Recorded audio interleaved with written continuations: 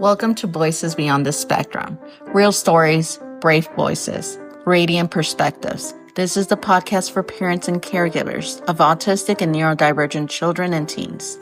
I'm your host, and each week we hold space for honest conversations, shared struggles, and hard-won victories from those who truly live it. You're not alone, your story matters, and it starts here.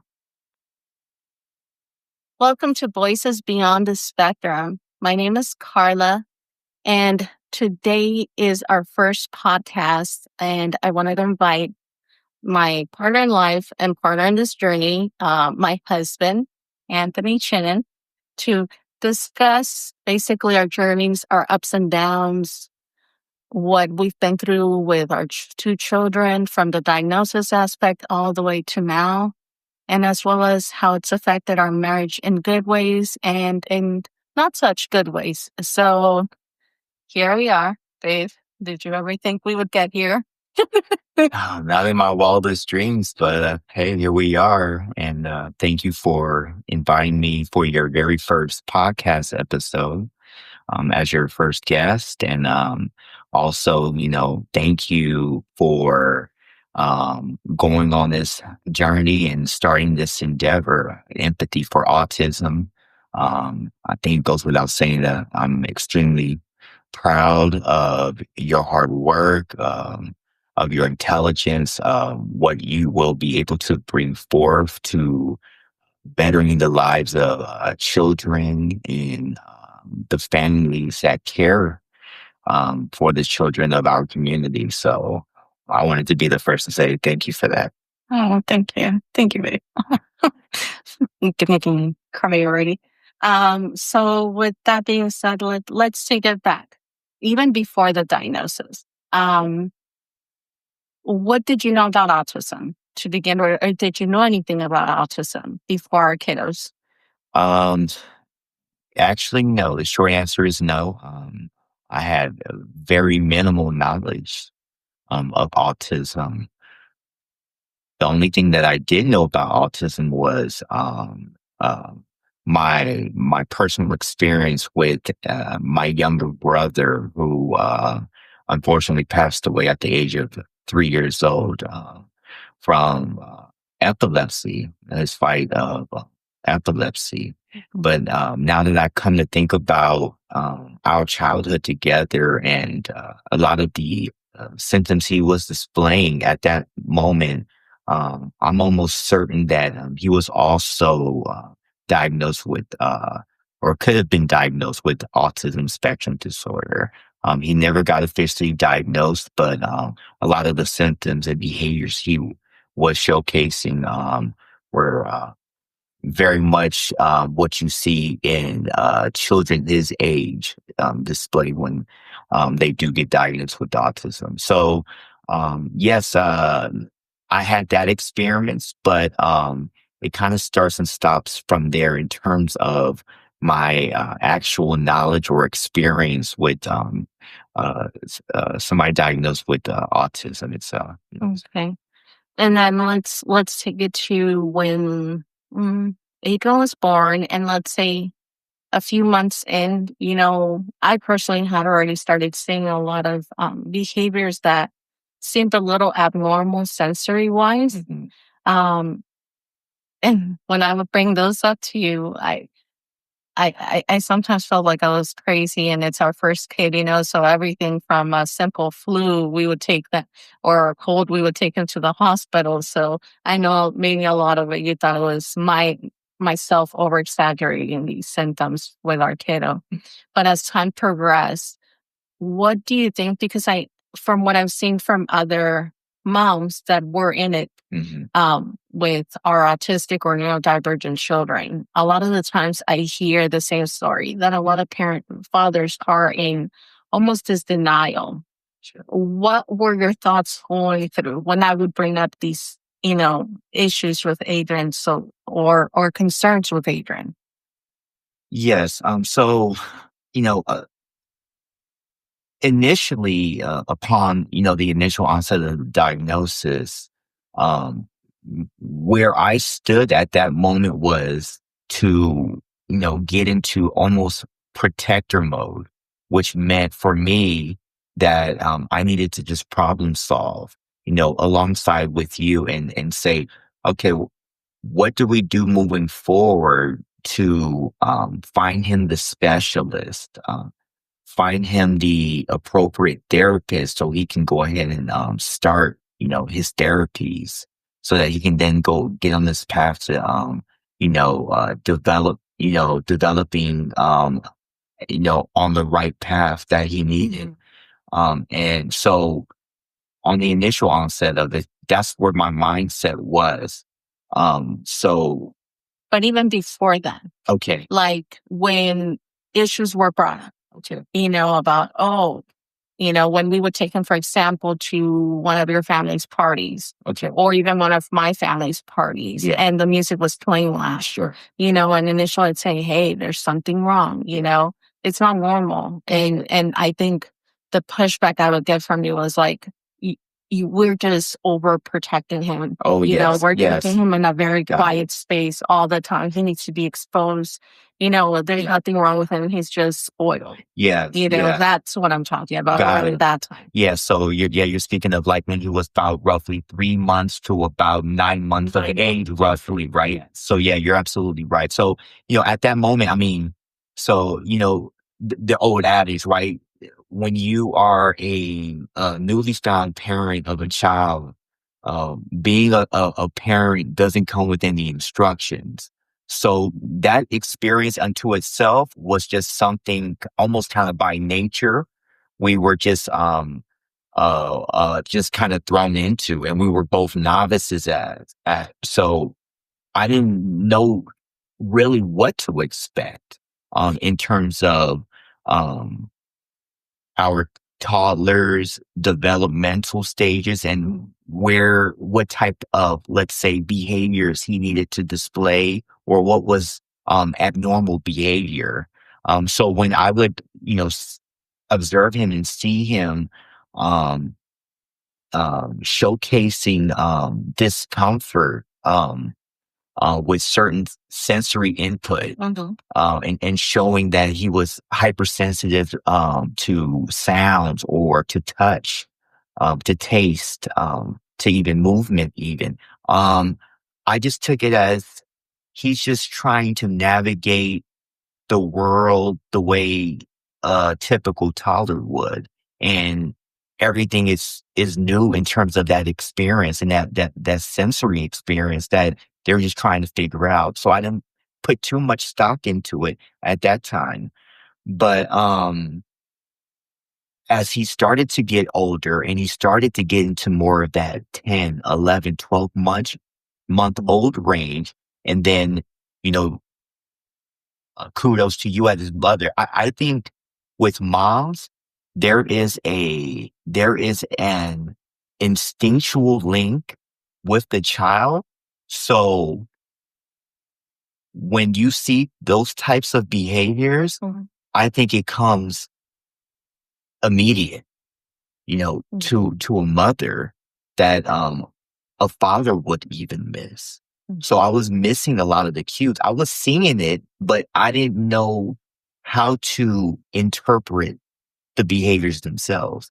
Like I said, I never, apart from what I can remember in my childhood with my brother, I didn't really have too many interactions with neurodivergent individuals or children. So I didn't know what to expect. But as you brought these things to my attention, I started to kind of keen in on it. But even then, there was still denial on my part. I didn't want to kind of, jump the gun, if you will, and draw the final conclusion of, okay, it may be something more serious. Let's go see the specialist. Maybe it'd be something that he grow out of once he gets, let's say, 12, 13 months and older. That was my mindset at the time. But then as you started to have those conversations with me more and more and tell me that, no, as you can see, he's regressing in his vocabulary and speech. He's regressing in terms of um, being more rigid in what he prefers to eat in terms of food items, for example. There's something that's obviously not right there. And as those moments began to occur with us, with Adrian, then I had to take it more serious.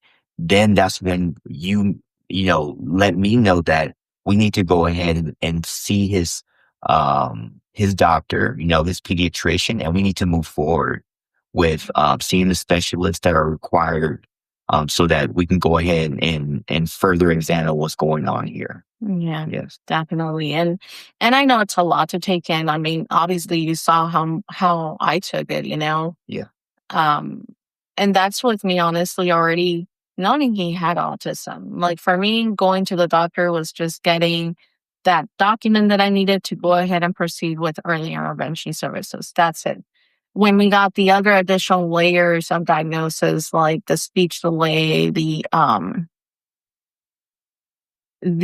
cognitive delay, Yes. I know what was going through my head when the doctor was telling us, oh, your son might, never fully, never, he might never even talk to you guys. She won't never say one word. Yes. Kind of prepare yourselves. You'll never be able to do it. Was like this huge list of nevers. And if you know me, which you do, I'm a control freak. I plan everything like light years ahead. Yes. And I remember even when I found out I was pregnant with him, we were already looking into private schools for him. So for me to get all this, and on top of that, they also go through the details of like what where he is at, in different stages of his life or levels, and just seeing how behind he was compared to your neurotypical child, it just hits you at once. So I know what was going through my head, and I know you were just staying strong for me. And at no point in time till later, I saw you break down about it. Yeah. After you allowed me that time to mourn, but Yeah. even during those times, what was going through your head that you couldn't verbalize, you couldn't show in emotion, Yeah. but what was going through your head? What fears were going through your head? Wow. You know, will he ever, have will he ever experience the enjoyment of what it felt like meeting his first friend? Mhm. Will he ever understand that, okay, I like to play this sport because I see my peers playing this sport, but will I ever be able to do that? Right? Will I ever be able to, um, you know, and when I say when I phrase it this way, I'm saying it in the sense of not so much what I was fearful of Mhm. for myself, but I'm trying to transport myself in him and trying to gauge what he may be thinking, Mhm. as he's growing and observing and experiencing life and the people Mhm. are in this life with him and surrounding him. And will I ever be able to do these things? Will I grow to drive a vehicle? Will I be able to get a job? Um, will I be able to really, sit down and say, have a love of cosmology and really take a deep dive in learning it? And will certain behaviors hinder me from really fully reaching my potential in subjects that are of interest to me? Mhm. So that's what was running through my head as his father. Mhm. Um, and from a personal standpoint, from a more kind of selfish standpoint, sure. I mean, I don't think it's far fetched to say that when a father, learns that they're going to, finally have a son, that, everything that they can remember about their kind of childhood upbringing, playing sports, and playing, hide and seek with their friends and just being out and about and getting into mischief with their friends that, your typical boys tend to get into. I thought, wow, like he's not going to be able to experience that. And, um, when I kind of think chronologically about this journey I call life, from my own personal standpoint, the best part of my life was that childhood, and that's invaluable. Mhm. And I felt concerned about that for him. I felt like he would never be able to experience that. Mhm. And I feel every child is entitled to experience those feelings I experienced, of adventure, of wonder, of camaraderie with your fellow friends, in the neighborhood, for instance. Mhm. I was grateful and lucky enough to be able to have experience on that. And at that moment, I mourned for him Mhm. that he never would. So yeah. And I think to a certain degree, like you said, I think you mourn for yourself, and do you find that might be a reason why a lot of men sometimes delay on that acceptance of that diagnosis because they're so afraid of kind of acknowledging because we live in a world where it's such a taboo for a man to feel. Yes. It's such a men have to be the head of the house and they can't show any sign of weakness because or any tears because at that point Yeah. what will the family do, Yeah. so with that being said, do you think a lot of men kind of stand in that situation where they feel like, man, if I acknowledge this diagnosis, it becomes real for me Yes. and it becomes real for the family. Mhm. And then now I have to process things Yes. that I never thought I would have to process, Yeah. like never seeing a grandkid from that child. Yes. Never, like, I know, for example, even till this day, I can't say I don't occasionally drive by a park and see little boys playing or even see siblings playing, and I see Sophia looking at them and it gets to me, like, why can't I have that? Yeah. And I know with we're getting there Yes. and progress is, every little progress is we're more than blessed for it. Definitely. But with that being said, you're human and it Yeah. still gets to you, Yeah. Yeah. So with that being said, do you think a lot of that process of men denying or not accepting that diagnosis is due to the fact of their fear of accepting and kind of feeling that vulnerability? Yeah, I do. I do. I mean, again, I speak from personal account that, initially that's how I had to process that. So I found myself angry a lot. I was, kind of telling myself the kind of why me or why us questions. And I do believe a lot of men, when they, when they, find out something, that's, you know, what I would consider at that moment in time Mhm. kind of devastating news for a man. The denial aspect of it is, let me deny it, let me stay quiet about it, and it's kind of like a way of hope. If I deny it long enough, maybe with time it'll get better Mhm. and things will change. It'll just it'll be almost a phase, right? It's this temporary moment in which he's going through, these, trials and tribulations of all these delays. But hey, let me wait it out. Mhm. Let's see when he turns 2. Let me see when he turns 3. He'll get there, you know.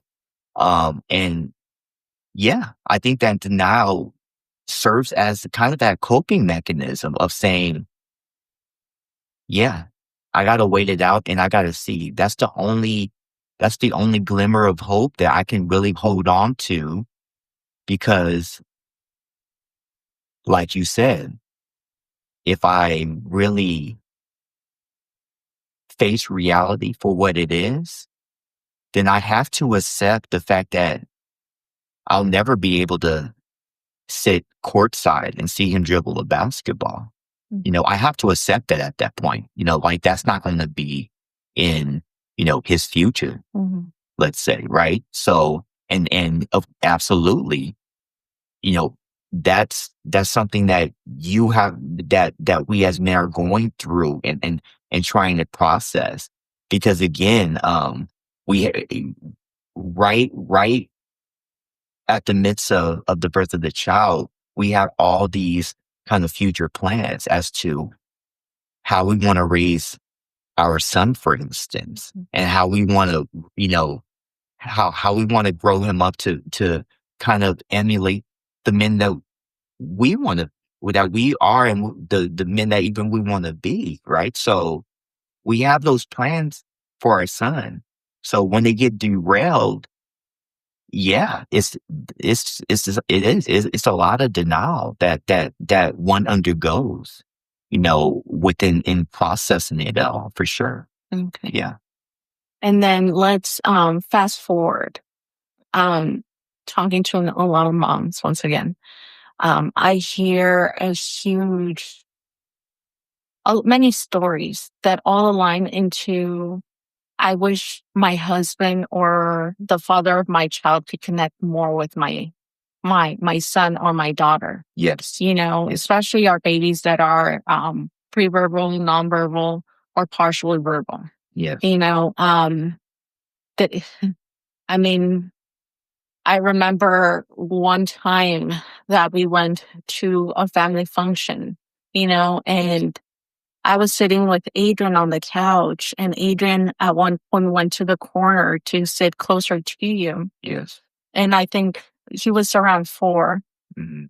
And I looked at you guys, and you guys were in the same couch and almost for 30, 40 minutes had not one single interaction. And like my heart dropped. I think as a mother, we're constantly with like anxiety of like, not even, I always joke around about this, not even old age can take me, because where will my babies be? Are they going to feel alone? Are they going to feel like they don't have anyone there Yeah. to communicate, to be their friend? Yeah.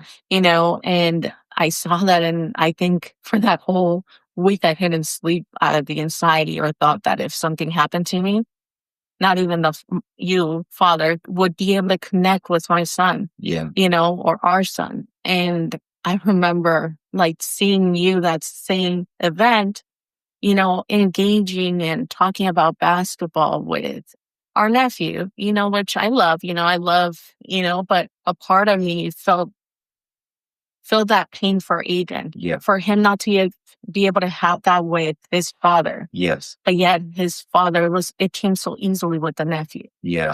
So as a mom, Mama Bear gets up and, thinks and things like, I know my son is not typical. I know my son can't talk basketball, but he loves and wants to communicate with his father. Mhm. Why can't his father just try? Yeah. Yeah. So I remember like a week passed and I don't keep anything to myself. I always have to, if something's bothering me, something's bothering me, and I'm going to be vocal about it. So I remember I brought it up and it became this big thing with you, because at that time we were a little bit more defensive, Mhm. we both were still, growing up, you could say. We were still learning how to know ourselves the best. Yeah. So I remember I brought that to your attention and your reaction wasn't very, you weren't very open about it. But I think with time, can you tell me what happened for you to kind of do that? What was that switch point for you where you felt that you had to make that effort to get to know your son and to be there for your son, regardless if he was going to be able to talk to you about football, basketball, or not? Yeah. And like, I remember that evening. All I remember is like, my goodness, we're the adults. We're the one that we're supposed to start the conversation. We're supposed to engage him. Then he'll engage back with us and trust us. But we have to get to his level. Yeah. Why can't you do that for us? And Yeah. so with that. Yeah. So the question is, when was the light switch? For me, it when I reach certain kind of pivotal moments, um, Mhm. in my life, this being one of them, they're not so much a light switch, right? So you can't, it doesn't serve, for me, it doesn't serve like it was pre not engaging with Adrian and then post engaging with Mhm. Adrian. It's really like this kind of organic, kind of emerging Mhm. journey and experience, right? So I think that particular moment you speak of was kind of the initial planting of Mhm. of the idea that that was something you were doing because I wasn't fully aware of it as much as you were.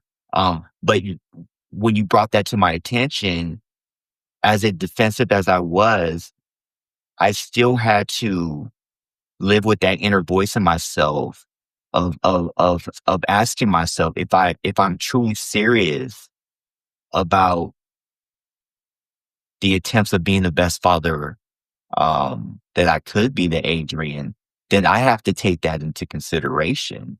So it took pondering on that conversation Mhm. um initially, and then over time as he grew and as I grew, I think he taught me more how to be a father um by expressing in his own ways that he forgave me for the lack of attention, right? Or, or in the lack of engagement.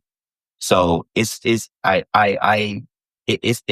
equivalent to like you have, you know, your dog that you love, right? And you're going through something. And because you're going through something during the course of the day, you're in a bad mood, you kind of get snappy with the dog. But the dog always comes back around and shows that loyalty and that respect and that love for you. I had that feeling from Adrian. Like he never held anything that I did wrong towards him. And that's still the case to this day. Even when I fall short as a father to him, he never holds that against me. So he taught me, almost how to be a father in that regard of saying, I'm going to forgive you. And then by forgiving you, I'm giving you the power to be a better man and to be a better father to me. And I accepted that invitation from him and said, okay, if you're going to forgive me for the lack of engagement, then I'll show you that I will engage with you Mhm. as much as you deserve. And surprisingly, once I was able to give him that, I found that there was a symbiotic benefit there that I actually enjoy engaging with him more than he then started wanted to engage with me because I found him so much more interesting. And I found him to be a fascinating personality, an individual. And even the things that he was interested in, I wanted to genuinely understand, what he was interested in and what he liked and to, be a part of that experience with him. Because, as you're well aware of, he's funny. He surprises you.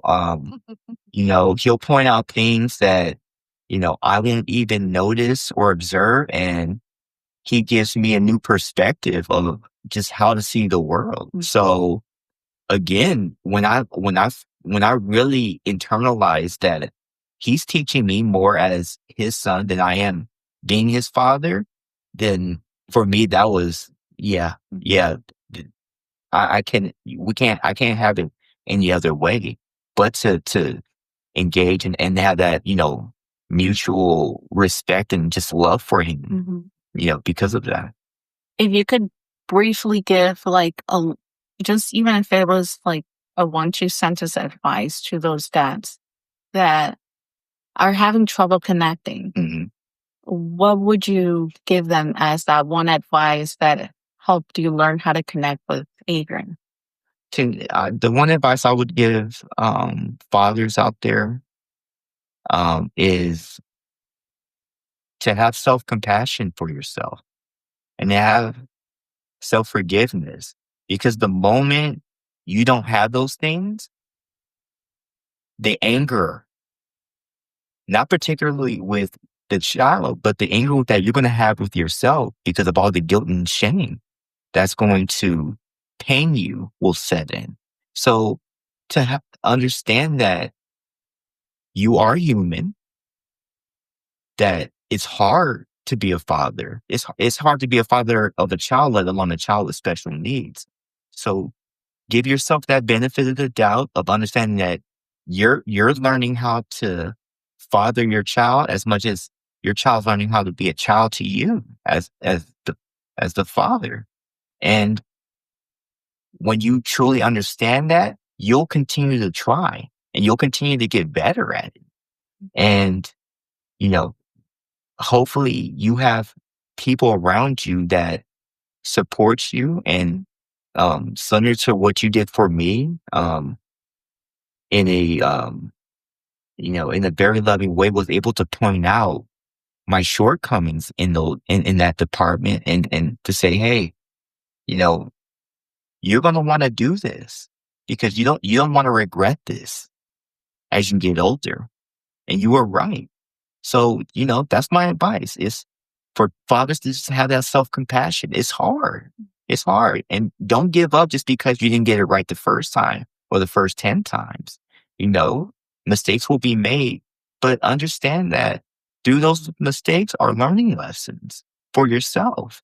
And I promise you, guys, I promise you, dads, that your child will never hold the mistake against you as long as they can continue to see that you own up to that mistake and that you are wholeheartedly willing to better yourself in the future. And that's the best you can do. Okay. Yes. Thank you. And now we go to little Sophia. So not only did you have one diagnosis to, process, but, we had a second diagnosis with Sophie. Yes. I know with her, it was a little bit different scenario.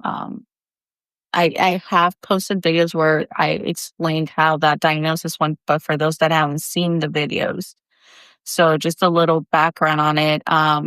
I took her to try to get her diagnosed at 21. She didn't have the same similar characteristics as Adrian, as uh, most girls don't. They tend to be on the opposite end of the spectrum. I mean, no one child's the same on the spectrum, but with her, she was extreme. She wanted to pet strangers all the time. She had a lot of sensory overload for water in her face, just a lot of random sensory needs. Yes. She also had a delay in speech, and it was a huge concern for me. She gave great eye contact. She was very spunky and very almost like an extrovert, So when I took her to the psychologist, different psychologist than Adrian, that psychologist, she laughed in my face and she told me I was that mom, that I wanted to diagnose every child I had, and told me that I even had to get Adrian diagnosed, even though she never even met him. Yes. So I mean, needless to say, I left there mad, grabbed my daughter and just, found the next step. I knew about Inland Regional Center, so she started early intervention there because she was high risk due to Adrian. So they were able to provide a few months of early intervention without a diagnosis, which helped, and a little bit of speech. And then out of nowhere, she just started talking. Yes. During the summer. But then we fast forward to her being 6 years old, and now I need a 504 to be set up for her, but she's doing great academically, so it's really hard without a diagnosis. But socially, she was not where she needed to be socially. She had a lot of anxiety and episodes like that. So I go get her diagnosed for that. So once I come home with that diagnosis, with Sophia's diagnosis, what were your thoughts then? Yes. Funny enough, you would think that so from the emotional standpoint, because we were already, we already went through the ringer with Adrian and him being a more severe case. um, I was more emotionally equipped to hear about this diagnosis. On the other hand, um, I was trying to intellectualize it, and because her symptoms were a lot more subtle, I had a high level of skepticism. As you can remember, I'm sure I pushed back on it even more so than the case with Adrian when he had his not just initial diagnosis but pre-diagnosis when he was exhibiting a lot of these behaviors, for instance. Um, because with her, she was very friendly and, she would want to hug a lot and she would give eye contact and she made the attempts to speak, for example, and there was no aggressive behaviors and there was, really no obsessive compulsive behaviors that I can witness at that time. And so then you fast forward, to like, let's say 12 months to about 14 months of age, and she was still kind of crawling, and her motor skills weren't developing the way, a typical 14 to 16-month uh, infant would develop their motor skills. She wasn't really walking and even her speech, she was still, speaking in a lot of,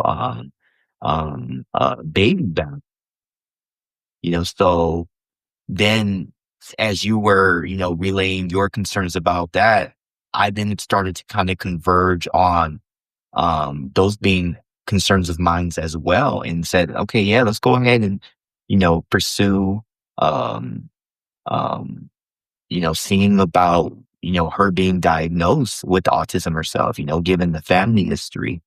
Um, but no, initially, yeah, there was definitely a lot more skepticism on my behalf with Sophia, and it was more delayed for me, like the more serious symptoms of anxiety and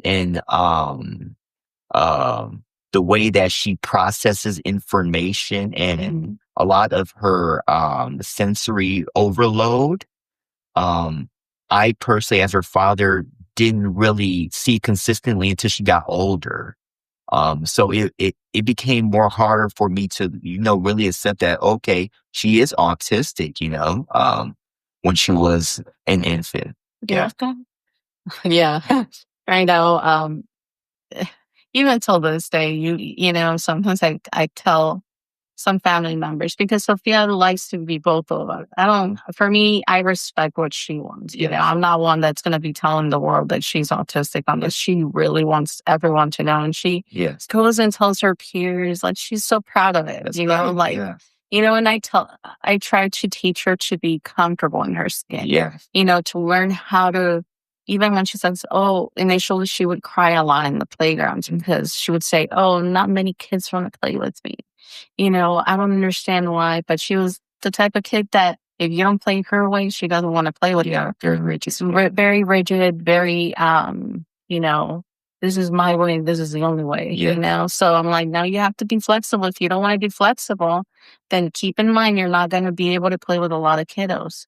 Or she would also go to the other extreme, completely feel, because she didn't want to feel alone, she would go in the playgrounds and play things she didn't want to do. And you could see she was struggling to keep up with them because she was so not in tune with what they were playing. Yes. So, you fast forward to now, she's like a 60-year-old woman in a 9-year-old body, and how she tells me, I'm so tired of masking when I go to school. Yeah. I wish my peers could understand and enjoy this part of me, Yes. the autistic part of me. And it just cracks me up, just hearing her like her own little psychologist. Yes. But with that being said, I feel that round around, I think we had it a lot smoother. I think we were already beyond equipped with Adrian and the path we had to take with him, and the struggles, the meltdowns in public. I know those are never fun, and even till this day, as he's getting bigger, what kind of fears,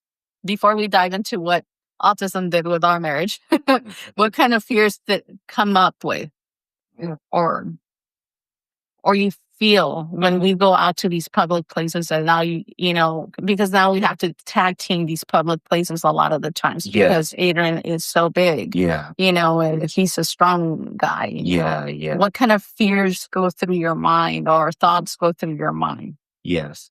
So initially, as he was growing, older, as a child, my fears were more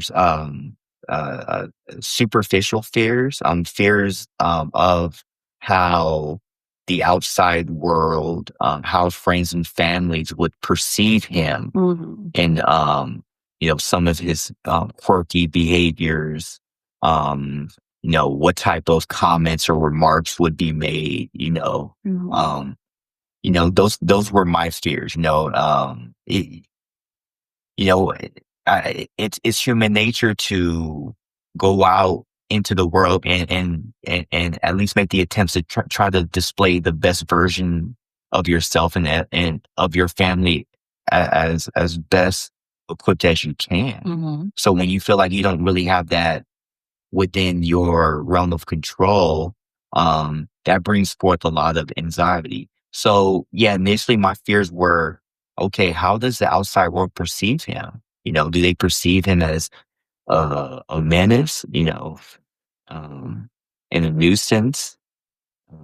No, those types of fears.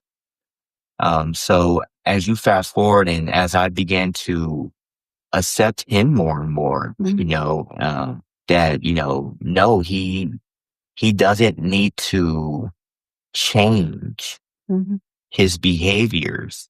You know, the outside world needs to better adjust and adapt to him and to individuals like him. Hmm. So when he's stimming, for example, he's not doing that to annoy you. He's doing that to comfort himself. And he's doing that to better emotionally equip with the external environments that makes him feel uncomfortable. To regulate. Absolutely. So once I really realized that, I said, the heck with it. You can go out, you can wear whatever you want to wear.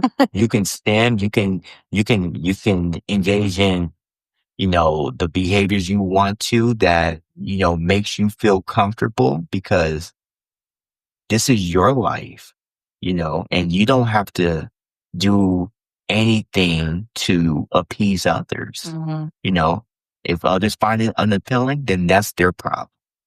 That's not your problem. And it's great. He even gives me confidence. And he's kind of, again, back to him teaching me, from a, human standpoint. He taught me how to not care so much about what people think about me, right? How I look or, how people think I'm feeling at any moment in time when they're not even opening up, discourse or communication as to what I may be going through at that moment in time, right? So all those things, he's really helped me say, go out in the world and live your life, to the best of your ability. Now, my fears currently, for him and for the family is when he, unpredictably will have, um, very aggressive behaviors, and the fears are exclusively tied to the safety of himself and the safety of others. But you know, when I go out with him and when I go out with you guys, you and Sophia, when we're out and when he's in the moment and he's doing, some sort of quirky things to say he may be doing, he puts a big smile on my face. He gets me laughing and he gets me feeling almost he makes me feel like a child again myself. Those moments of, kind of carelessness and just feeling free, and I can kind of live vicariously through him in those moments. So I love that about him and Sophia, certain comments she makes, and it's great. And they make it a joy. But yeah, the fears just are, safety related. And, also just the fears of the future, and making sure that we're taking the necessary steps so that he could, continue his path to being more self-sufficient and doing things for himself. Because, you know, the fears we have as we get older are, the equivalent fears of all parents that have special needs children, which is once we're no longer here to care for them, what happens? Exactly. So, as far as my fears for the future, it's those. We do our best to just plan accordingly and make sure that we set the stage and we adequately set in place everything that needs to be set in place for him and Sophia so that they have a fighting chance to continue to live the best quality of life that they can, now and even when we're no longer here. Definitely.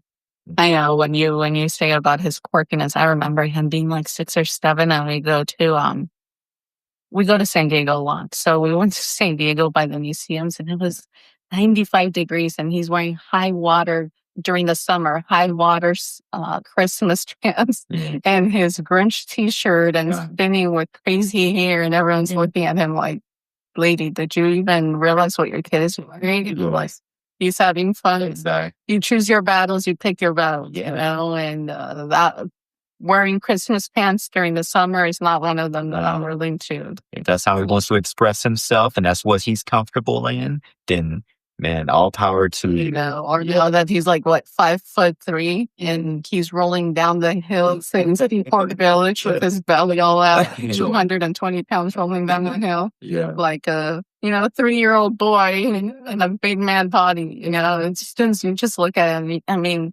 like you said, I think he's taught us so much. He humbled the hell out of us, and just taught us how to live life and appreciate 1 minute at a time, and honestly focus on all the positives, and on all the blessings, to really, I think that's what keeps a lot of us parents going. The